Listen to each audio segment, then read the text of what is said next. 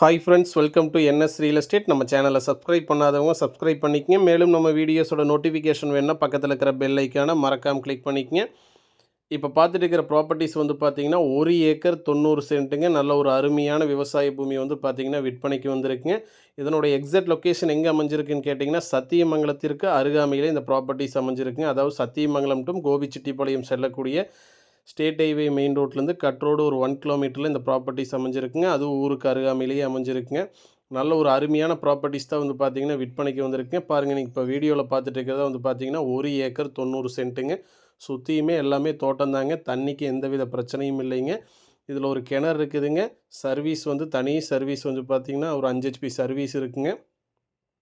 நல்ல ஒரு ஸ்கொயரான ப்ராப்பர்ட்டிஸ் தான் விற்பனைக்கு வந்திருக்குங்க. வாஸ்து பிரகாரம் இருக்குங்க. லேண்டு வந்து பார்த்திங்கன்னா பாருங்கள், நல்ல ஒரு அருமையான ப்ராப்பர்ட்டிஸுங்க.